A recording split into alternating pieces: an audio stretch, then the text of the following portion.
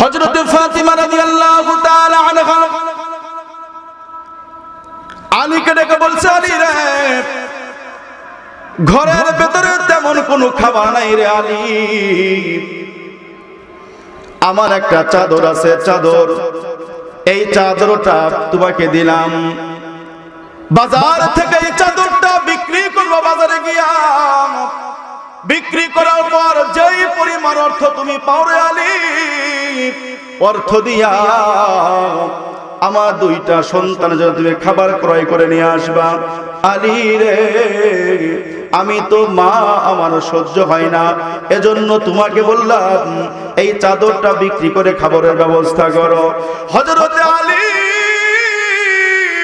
রাদিয়াল্লাহু তাআলা আনহু চাদরটা নিয়ে বাজারের দিকে রওনা হয়ে গেছে গো। বাজারে যাওয়ার পর চাদরটা বিক্রি করে দিল। আলীকে প্রশ্ন করা হয়, আলী, চাদরটা কেন বিক্রি করবা? আলী বলে, আমি তো পারিবারিক কথা তোমার কাছে বলবো না, কি জন্য কেন বিক্রি করি এটা শুধু একমাত্র আমি ভালো জানি, তুমি ক্রয় করলে করো। আলী রাদিয়াল্লাহু তাআলা আনহুর কাছ থেকে চাদরটা বিক্রি করে ক্রয় করে নিয়ে গেল এক লোক, ইহুদি এক ব্যক্তি।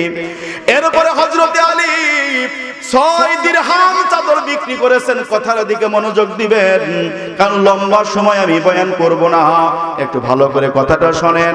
হযরত আলী 6 দিরহাম চাদরটা বিক্রি করার পর এবার তিনি বাড়ির দিকে রওনা হয়ে গেল।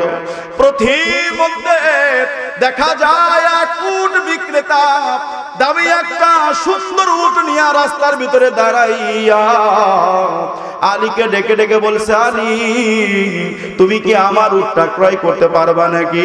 আলী রাদিয়াল্লাহু তাআলা আনহু বলে, কি আশ্চর্য ব্যাপার, আমি তোমার উটটা কেন ক্রয় করব? এবার লোকটা ডেকে বলছে, আলী, ভালো করে শোনো, উটটা আমি বেশি দামে বিক্রি করবো এমনটা নয়, তুমি যে অর্থটা আমাকে দিবা ওই অর্থটা নিয়েই আমি তোমাকে দিয়ে দেব। আলী বলল, কি আশ্চর্য ব্যাপার, তোমার উট তো অনেক হুষ্ট একটা উট, এর দাম তো অনেক বেশি। বলে, আলী, তোমার কাছে কোনো দামাদামি করব না, কত টাকা আছে তুমি আমাকে দাও, উটটা নিয়ে যাও। হযরত আলী ডেকে বলছে, উটের মালিক শোনো, আমার কাছে তেমন কোনো অর্থ নাই, বিন্দু পরিমাণ কিছু অর্থ আছে গো, ওই অর্থটা আমি ইমাম হাসান হুসাইনের জন্য কিছু খাবার ক্রয় করার জন্য রেখে দিয়েছি। এবার লোকটা ডেকে বলে, আলী, তুমি আমার উটটা দাম করেই দেখো না, দিয়ে দেব। হযরত আলী ডেকে বলছে, এ উটের মালিক শোনো, একেবারে অল্প দাম দেব, মাত্র 100 দিরহাম দেব, 100 দিরহামের বিনিময়ে তুমি তোমার উটটা বিক্রি করবা নাকি? এবার হযরত আলী কাররামাল্লাহু ওয়াজহাহু রাদিয়াল্লাহু তাআলা আনহু বলছে, হ্যাঁ। এই কথার পর উট বিক্রি হয়ে গেল। এইবার আলী যখন 6 দিরহাম দিচ্ছেন, লোকটা ডেকে বলছে, আলী, 6 দিরহাম নিব না, তুমি উটটা কি করবা বলো? আলী রাদিয়াল্লাহু তাআলা আনহু বলছে, উটের মালিক শোনো, আমি উটটা এখন বাজারে নিয়ে আবার বিক্রি করব, আমি জানি 100 দিরহামের চাইতে বেশি টাকায় উটের দাম হবে, আমি 90 অংশ রেখে বাকি অংশ তোমাকে দিয়ে দেব। এই কথা বলার পরে হযরত আলী উটটা বাজারের মধ্যে নিয়ে গেল। নিয়ে যাওয়ার পর উটের দাম হইছে 160 দিরহাম। জোরে বলেন সুবহানাল্লাহ। 160 দিরহাম উটটা বিক্রি করার পর হযরত আলী যখন দিরহাম নিয়ে বাড়ির দিকে রওনা, এইবার পথিমধ্যে ওই উটের মালিক ডেকে বলছে, আলী রে, কিছুই তো বুঝলাম না, উটটা তুমি আমার কাছ থেকে ক্রয় করলা, আবার বিক্রি করে দিলা, এখন আমার অর্থ দেওয়ার পরিবর্তে তুমি কোথায় যাও? আলী ডেকে বলল, ভাই, আমি দীর্ঘ সময় আপনাকে খোঁজ করতেছিলাম, কোথাও পাই নাই, আমি আপনার 100 দিরহাম দেওয়ার জন্যই খুঁজতেছি। এবার উটের মালিক বলে, আলী, 100 দিরহাম দিয়ে বাকি দিরহামগুলো তুমি নিয়ে যাও। এবার হযরত আলী রাদিয়াল্লাহু তাআলা আনহু 100 দিরহাম উটের মালিককে দেওয়ার পর বাঁচছে কয় দিরহাম? 60 দিরহাম বাঁচছে। এবার আলী রাদিয়াল্লাহু তাআলা আনহু 60 দিরহাম নিয়া এইবার ফাতিমার কাছে ধরায়া দিল। দেখেন দিনদারিত্ব কারে কয়, ঈমান কারে কয়, হালাল হারাম কারে কয়। এইবার ফাতিমা দেখো বলছে, আলী আমি জানি আমার চাদর বিক্রি করলে 60 দিরহাম হবে না, আমি এটা ভালো করেই বুঝি।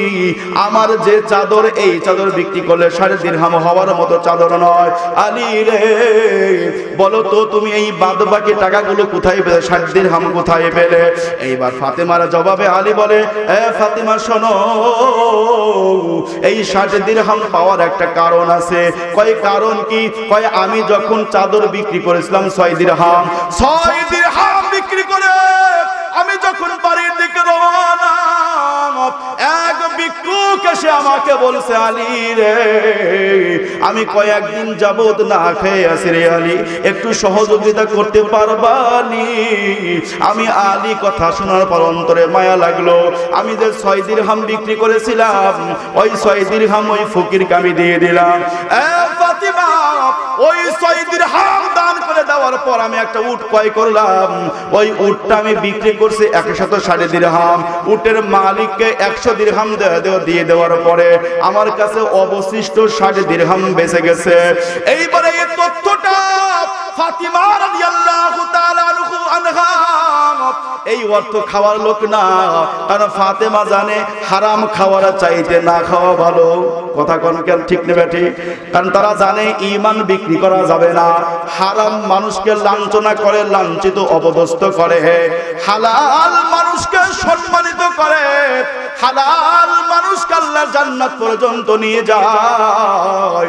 প্রতিটি ভালো ভালো কাজের শুরুতে হালাল হলো শর্ত। রাসূল সাল্লাল্লাহু আলাইহি ওয়াসাল্লাম হাদিসের মধ্যে বলেন, লা ইয়াদখুলুল জান্নাতা জাসাদুন গুযিয়া বিল হারাম। আল্লাহর পয়গম্বর বলে, যেই শরীরের ভিতরে হারাম ঢুকছে, ওই শরীর কোনোদিন আল্লাহর জান্নাতে ঢুকবে না। এবার আপনারা বলেন তো, সুদ তো বুঝি সমাজের জন্য হালাল হয়ে গেছে? কি বলেন, সুদ হালাল কি হারাম? সুদ হারাম এটা আমরা জানি, তারপরে মানুষ খায় কি খায় না বলেন? এ ভাই এইরকম ভাবে সমাজে কোটি কোটি অবৈধ হারাম কাজ চালু আছে, কিন্তু বন্ধ করার কোনো কায়দা নাই। কেন? আল্লাহর ভয় অন্তরে ঢোকে নাই। এইবার ফাতিমা পয়গম্বরের দরবারে চলে গেছেন, ইয়া রাসূলুল্লাহ আমার স্বামী হযরতে আলী এই চাদর বিক্রি করার এই ঘটনা পয়গম্বরকে শোনানো হলো। এবার আল্লাহর নবী বিশ্ব নবী কথাটা শোনার পর ফাতিমাকে শোনায়, ফাতিমা ভালো করে শুনে নাও, এই 60 দিরহাম হালাল দিরহাম। বলে কারণটা আমাকে বুঝাইয়া বলেন। আল্লাহর পয়গম্বর ফাতিমাকে বলে, ফাতিমা তাহলে শোনো কাহিনীটা। ওই যে উটের মালিক দুনিয়ার কোনো সাধারণ মানুষ নয়, ওই উটের মালিকের পরিচয় কি তুমি জানো? ফাতিমা বলে, না, উটের মালিকের পরিচয় তো আমি জানি না। এবার ফাতিমা রাদিয়াল্লাহু তাআলা আনহাকে শোনায়া দেয়। আল্লাহর পয়গম্বর বলেন, যাকে বলা হয় রূহুল কুদুস, অর্থাৎ যাকে বলা হয় এরকম ভাবে পৃথিবীতে যিনি কুরআন নিয়ে পৃথিবীতে আগমন করেছেন। এ মুসলমান আল্লাহর গোলাম, এইবার আল্লাহর পয়গম্বর এইবার ফাতিমাকে শোনায়া দেয়, ফাতিমা শুনে নাও, তিনি আর কেউ নয়, তিনি হলো হযরতে জিবরিল আমিন। হযরতে জিবরাইল ফেরেশতা উটের মালিক হইয়া উটটা নিয়ে তিনি জমিনে আগমন করেছিলেন। ওই উটের মালিকের নাম হলো জিবরাইল। অর্থাৎ আল্লাহর পয়গম্বর ব্যাখ্যা দিয়ে দিয়েছে এইভাবে, ফাতেমা হযরতে আলী যে 6 দিরহাম দান করেছেন, আল্লাহ রাব্বুল আলামিন 6 দিরহামের পরিবর্তে এই 6 দিরহামের কারণে আল্লাহর পয়গম্বর সাল্লাল্লাহু আলাইহি ওয়াসাল্লাম বলে, এ ফাতিমা প্রত্যেক দিরহামের বিনিময়ে আল্লাহ তাআলা 10 দিরহাম করে বাড়ায়া দিয়েছেন।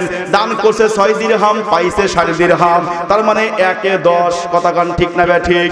আল্লাহ তাআলা বলেন, মাসালুল লাযিনা ينفقون أموالهم في سبيل الله كمثل حبة أنبتت 7 سنابل في كل سنبلة 100 حبة الله أكبر বলেন আল্লাহ রাব্বুল আলামিন বলেন দুনিয়ার মানুষেরা শুনো আল্লাহ তাআলা বলে দিয়েছেন মাসালুল্লাযিনা ইউনফিকুনা আমওয়ালাহুম যারা আল্লাহ তাআলার রাস্তায় এরকম ভাবে দান করে তাদের উদাহরণ কেমন আল্লাহ পাক রব্বুল আলামিন বলে তাদের উদাহরণ একটা বীজের মতো বীজ কেমন বলে একটা ফসল লাগাইছে একটা ফসল থেকে একটা গাছ তৈরি হয়েছে ওই গাছের ভিতরে এরকম 60টা ডাল বের হয়েছে 60টা ডাল বলে 60টা ডালের ভিতরে এক একটা ডালে 100 করে দানা আছে ভালো করে একটা বোঝার চেষ্টা করে মুসলমান এই যে একটা সরিষার বীজ জমিনে বপন করি আল্লাহ এইরকম ফসল দিয়ে আমাদের উদাহরণ দিয়েছেন হাব্বাতিন আম্বাতাত 7 সানাবিল আল্লাহ বুঝায় একটা বীজ তোমরা বপন করছো বীজ একটা ফসল লাগাইছো একটা ফসল থেকে একটা গাছ তৈরি হয়েছে একটা গাছ থেকে 60টা ডাল বের হয়েছে আর 60টা ডাল থেকে এক একটা ডালে 100 করে দানা আছে তাহলে 7 ডালে যদি 60 ডালে 100 করে দানা থাকে দানা কত হয় 700 আল্লাহ তাআলা বুঝায় দুনিয়ার মুসলমান শোনো যদি কেউ আল্লাহর রাস্তায় টাকা দান করে গো একটি টাকা আল্লাহ 700 দিরহামে পরিণত করে দিবেন এরকম 700 টাকায় পরিণত করে দিবেন অন্য বর্ণনায় 1 টাকাকে 10 টাকা পরিণত করে দিবেন যেই উদাহরণ হযরত আলী রাদিয়াল্লাহু তাআলা আমাদের সামনে দিয়েছেন আমার মুসলমান ভাইরা আমার বন্ধুরা বলতেছিলাম সন্তান এবং সম্পদ এই দুইটা জাহান্নাম পর্যন্ত নিয়ে যায় কেমনে কিভাবে নিয়ে যায় আল্লাহ রাব্বুল আলামিন পবিত্র কোরআনের ভিতরে বলে দিয়েছেন গভীর মনোযোগ লাগান আমার মুসলমান ভাই আল্লাহ তাআলা বলেন ইয়া আইয়ুহাল্লাযীনা আমানু আল্লাহ বলে ঈমানদার যারা দান করবে তারা ঈমানদার যারা বয়ান শুনবে তারা ঈমানদার যারা দোকান পাটে ঘুরবে না তারা আল্লাহ রাব্বুল আলামিন বলেন এ ঈমানদার শোনো আল্লাহ কোন বেঈমানকে বলেন নাই আল্লাহ বলতে পারতেন ইয়া আইয়ুহান নাস আল্লাহ নাস বলতে পারতেন নাস মানে মানুষ সকল শোনো যখন নাস বলতেন নাসের ভিতরে মুসলমান থাকতো কাফের থাকতো ইহুদি থাকতো বলে সব সম্প্রদায় থাকতো আল্লাহ তাআলা বলছেন না না আমি কোন মানুষকে ডাকি নাই আমার দলভুক্ত ঈমানদার যারা আমি তাদেরকেই বলছি লা তুলহিকুম আমওয়ালুকুম ওয়ালা আওলাদুকুম আন যিকরিল্লাহ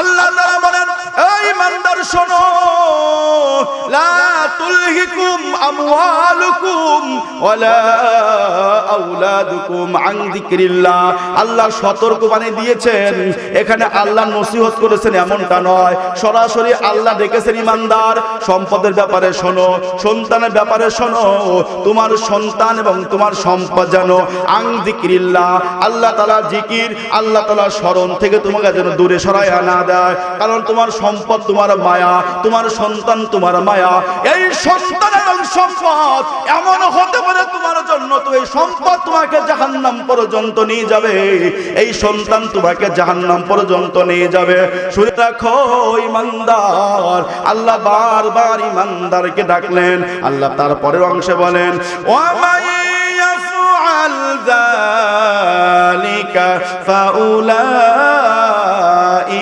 হুমুল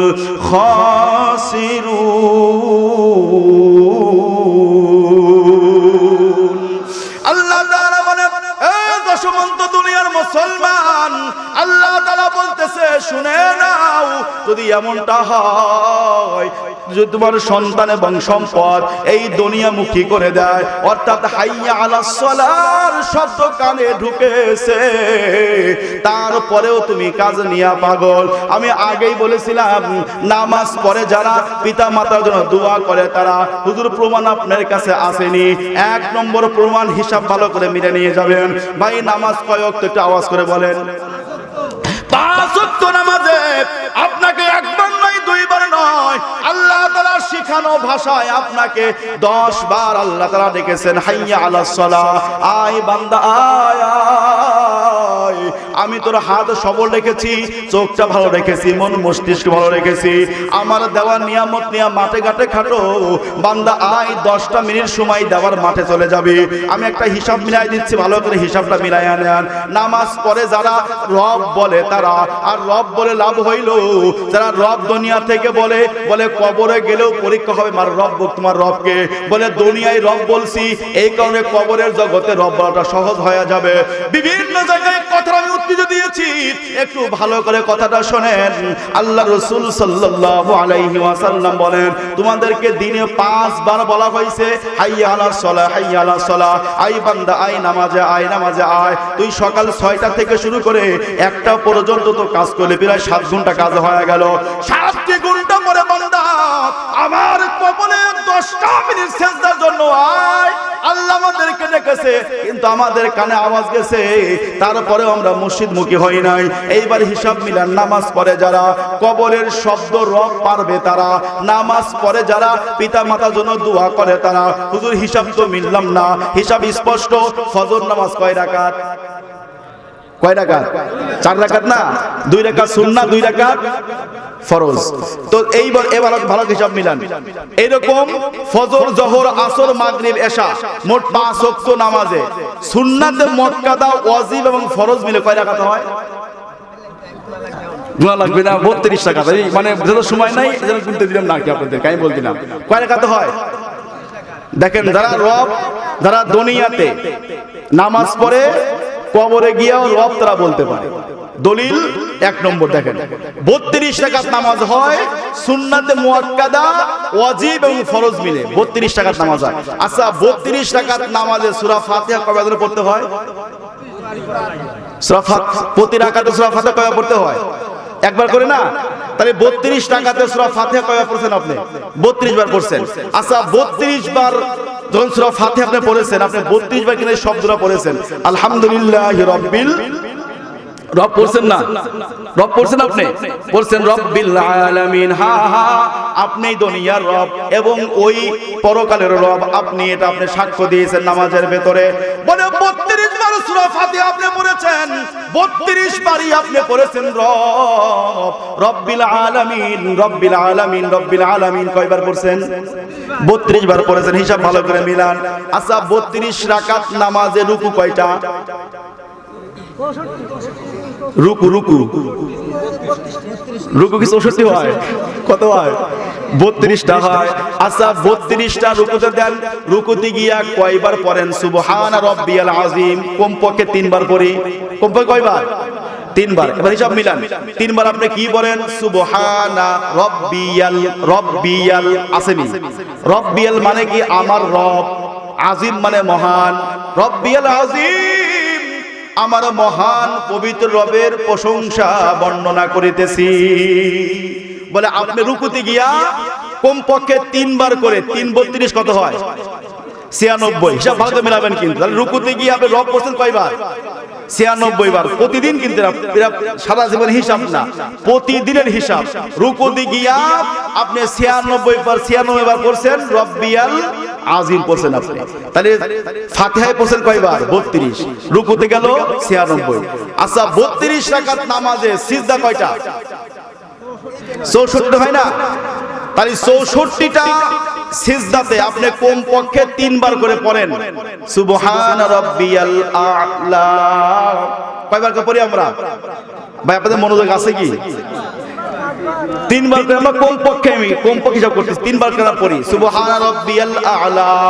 এখানে রাব্বিয়াল আ'লা, রাব্বিয়াল আ'লা, এখানে রব আছে না নাই? তাহলে এবার হিসাব করেন, যদি আপনি 64টা সিজদায় 3 বার করে পড়েন কত হয়? সম্ভবত মনে হয় 192। 192 হয় তাই না? তাহলে সূরা ফাতিহায় গেছে কয়বার? 32। রুকুত গেছে কয়বার? 96 বার। সিজদায় গেছে কয়বার? 192 বার। আপনি মানে মোট 3টা পয়েন্ট যোগ করেন, সম্ভবত 320 বার আসবে। কত আসবে? 320 বার আসবে। এবার নামাজ পড়ে যারা প্রতিদিন রবের সাক্ষ্য দেয় তারা, কথা নাম ঠিক না ঠিক? যারা নামাজ পড়ে না, এরা কি চায়ের দোকানে বসে রব রব রব রব রব রব পড়ে, তাই না? সুযোগ আছে পড়ার? সুযোগ নাই। তাহলে বলে স্পষ্ট কথা, নামাজ পড়ে যারা রব শব্দ পারবে তারা। কথা কন, এই কথা কেন বললো মুসলমান শোনো, রূহের জগতে আল্লাহ পাক আমাদেরকে প্রশ্ন করেছে আলাস্তু বিরাব্বিকুম। যখন আমি আপনি রূহের জগতে ছিলাম, পৃথিবীতে কোনো আগমন করে নাই কেউ, তখন আল্লাহ পাক বলেছে আলাস্তু বিরাব্বিকুম, বলো বলো তোমাদের রবকে। তখন আমরা কি করছিলাম জানেন? হাদিসের ভাষা আমরা একজন আরেকজনকে দেখতেছিলাম, মনে করেন সব রূহ একসাথে ছিলাম, আমরা একজন মানে আপনি আমার দিকে তাকাচ্ছেন, আমি আপনার দিকে তাকাচ্ছিলাম, কিন্তু কি বলবে আমরা কোনো ভাষা খুঁজে পাচ্ছিলাম না। কোটি কোটি রূহগুলো আদম নবী থেকে শুরু করে এভাবে কিয়ামত পর্যন্ত যত মানুষ পৃথিবীতে আগমন করবে, সমস্ত মানুষের রূহ ওইখানে অবস্থান করেছিল। এবারে এক রূহ আরেক রূহের দিকে তাকায়, কোনো জবাব নাই। হঠাৎ করে একটা আওয়াজ ভেসে আসলো, ক্বালু বালা, হ্যাঁ আপনি আমাদের রব। সবাই আশ্চর্য হয়ে গেছে, কে বলছে ক্বালু বালা, কে আওয়াজ দিয়েছে, আওয়াজটা কার? কেউ কারো চেনে না। হঠাৎ করে আওয়াজ আসছে, এই আওয়াজটা কারো আওয়াজ নয়, এই আওয়াজটা হইল মুহাম্মাদুর রাসূলুল্লাহ। আল্লাহর নবীর এই কথা শোনার পর সমস্ত রূহগুলো পড়েছে ক্বালু বালা, হ্যাঁ আপনি আমাদের রব। রূহের জগৎ থেকে আল্লাহকে রব মেনে আসছিলাম, কিন্তু দুনিয়াতে আসার পর রব বলা হয় নাই, রব বলা হয় নাই। বলে নামাজ পড়েছে যারা, এরকম রূহের জগতের সাক্ষ্য দিয়েছে তারা। ক্বালু বালা, ক্বালু বালা, এই সাক্ষ্যর সাথে সম্পৃক্ত হইছে কারা? এইরকম নামাজে আসছে যারা। এইবার 3 নম্বর পয়েন্ট মিলান। এইবার দুনিয়ার সব কিছু দেখে আমি কবর জগতে চলে গেলাম। এ মুসলমান আল্লাহর গোলাম, আল্লাহ রাব্বুল আলামিন বলে বান্দা শুনে নাও, এবার তোমার কবর জগতে নিয়ে আসলাম। কবর জগতে নিয়ে আসার পর তোমার 1 নম্বর প্রশ্ন হলো, বলে মুনকার নাকির, এরকম ভাবে সব মানুষগুলো আমাকে কবরে নামাইয়া একে একে সবাই চলে গেল। হাদিসের ভাষায় আসছে ওয়া ইন্নাহু লা ইয়াসমাউ কুরআনি আলিহিম। এ ভাই, যখন আমাকে আপনাকে ওই কবরের ভিতর রেখে সবাই যখন ফিরতে শুরু করবে, আল্লাহর পয়গম্বর তার পবিত্র জবান দিয়ে বলে গিয়েছেন, শুনে নাও মুসলমান, ওয়া ইন্নাহু লা ইয়াসমাউ কুরআনি আলিহিম, বলে জীবিত মানুষের পায়ের আওয়াজগুলো মৃত ব্যক্তি কবর থেকে শুনতে পাবে। যখন রাত 12টার সময় 3টার সময় আমাকে কবরস্থ করে আপনজন বাড়ির দিকে চলে যাবে, ওই সময় আমি যে চলে যাইতেছি, আমার পায়ের আওয়াজটা আমার বাবার কান পর্যন্ত আল্লাহ পৌঁছায়া দিবেন, আমার মায়ের কান পর্যন্ত আল্লাহ পৌঁছায়া দিবেন। বলে একে একে প্রত্যেকের আওয়াজ ওই মৃত ব্যক্তির কান পর্যন্ত পৌঁছায়া যায়। বলে মৃত ব্যক্তির অবস্থা কেমন হয়? আল্লাহর পয়গম্বর হাদিসের ভিতরে জানান, আতাহু মালাকান, 2 জন ফেরেশতা কবরের ভিতরে আসলো, এসেই শেষ করে নাই, ফাইজ লিসানিহি, মৃত ব্যক্তিকে উঠে বসাবে। এবার আল্লাহর পয়গম্বর বলেন, হে আমার উম্মত উম্মতিরা শোনো, ওই 2 জন ফেরেশতা যে কবরের ভিতরে আসছে গো, ওই ফেরেশতার চেহারা কেমন? আল্লাহর পয়গম্বর হাদিসের ভিতরে বলেন, লা ইসমাউ আসওয়াদানি আজরাকান। আল্লাহর পয়গম্বর বলে ওই 2 জন ফেরেশতার চেহারা হলো, এক ফেরেশতার চেহারা নীল চক্ষু বিশিষ্ট চেহারা, বলে চোখ হবে নীল কালার, নীল বর্ণ চেহারা। বলে আরেকজন ফেরেশতার চেহারা কেমন? বলে এইরকম কৃষ্ণ কালার চেহারা নিয়ে কবরের ভিতরে আগমন করবে। এরপরে আমাকে আপনাকে কবরের ভিতরে উঠে বসানোর পর প্রশ্ন করে, বান্দা বল মার রব্বুক, তোর রবকে, ওয়া মা